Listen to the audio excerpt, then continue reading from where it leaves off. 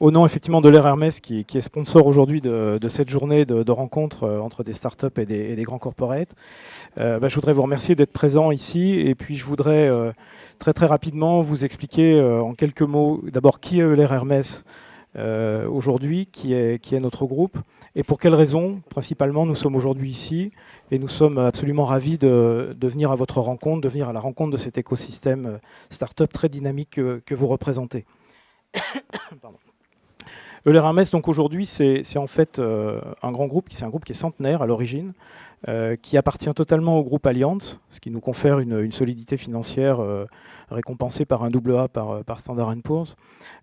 C'est un groupe qui est leader mondial aujourd'hui dans sa spécialité, qui est l'assurance crédit. Je vais y revenir dans quelques instants pour vous dire en quelques mots en quoi consiste ce métier.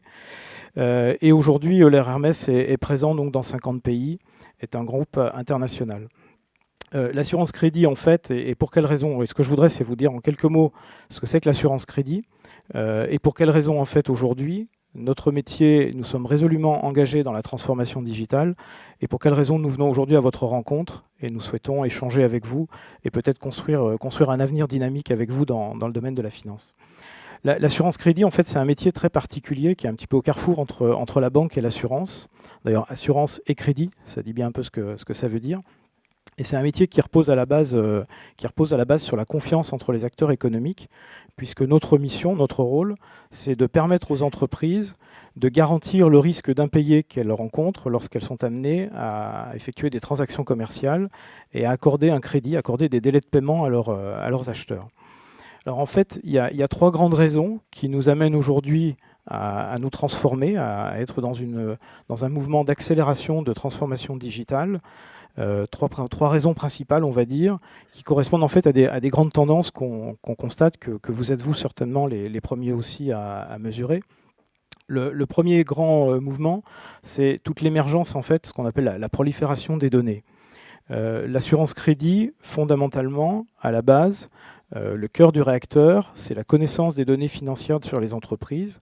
C'est ce qui nous permet, en fait, de pouvoir être en mesure d'analyser les risques et de pouvoir délivrer des garanties, de pouvoir accompagner les entreprises en leur permettant de prendre des décisions de crédit et en les accompagnant dans les risques portés par ces décisions de crédit. Donc aujourd'hui, le cœur du réacteur, c'est la donnée. Et nous avons une base de données qui comporte à peu près 50 millions d'entreprises dans le monde. Nous surveillons 50 millions d'entreprises. Ça vous donne une petite idée déjà de la volumétrie. Néanmoins, aujourd'hui, on considère que la masse de données qui existe nous amène à repenser totalement nos modèles, nous amène à repenser la façon dont nous analysons les risques, dont nous délivrons les garanties et dont nous accompagnons donc les entreprises. Nous avons pour cela d'ailleurs engagé aujourd'hui une équipe de data scientists qui travaille sur de la recherche à la fois recherche et développement, tout ce qui touche à l'analyse de données, à l'intelligence artificielle, au scoring, aux algorithmes. L'idée étant effectivement aujourd'hui de pouvoir être en mesure d'absorber la quantité, la volumétrie de données qui existent sur les entreprises, de pouvoir les intégrer dans nos processus avec des méthodes qui sont des méthodes modernes, des méthodes mathématiques faisant appel à toute l'intelligence qui peut exister aujourd'hui dans ce domaine.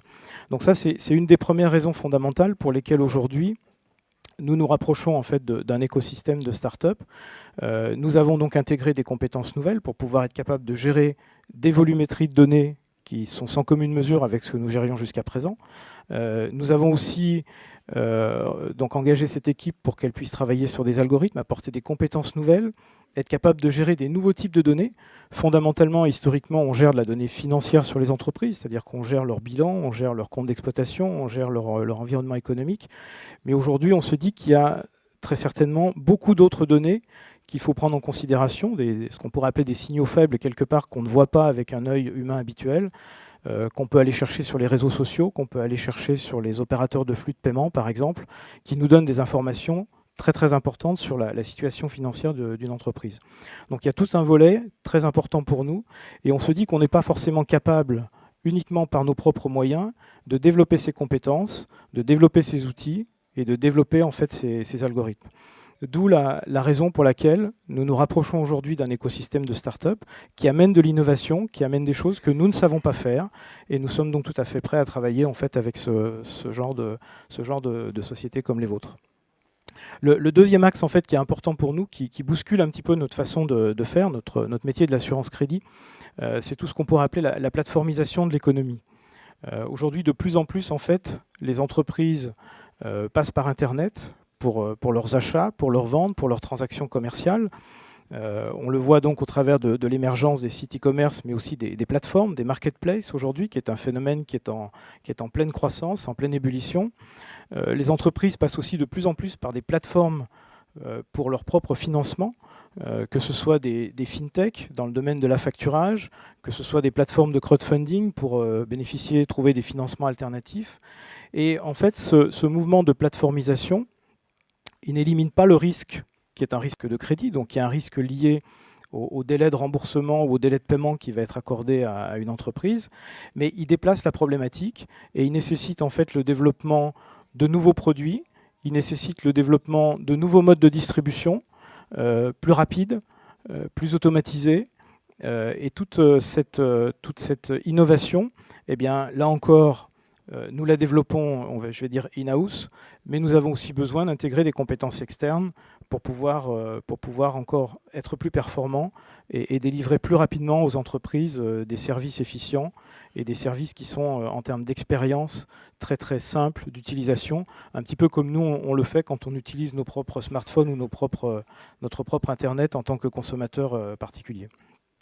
Donc ça, c'était le deuxième grand trait, deuxième grand facteur qui nous amène aujourd'hui à vouloir rencontrer un écosystème et travailler dans un écosystème innovant. Et puis le troisième, c'est un petit peu plus précurseur peut-être, c'est intégrer des nouvelles technologies qui vont probablement, à terme, bousculer également la façon dont les entreprises font entre elles du commerce international. Je pense notamment à la blockchain, où on voit apparaître aujourd'hui des nouveaux services, notamment sur les opérations internationales, sur le crédit documentaire, sur les relations entre banques, sur les relations aussi en termes de logistique. Donc on voit la blockchain apparaître comme étant un support technologique, mais qui en même temps modifie complètement les relations entre les différents acteurs de la chaîne.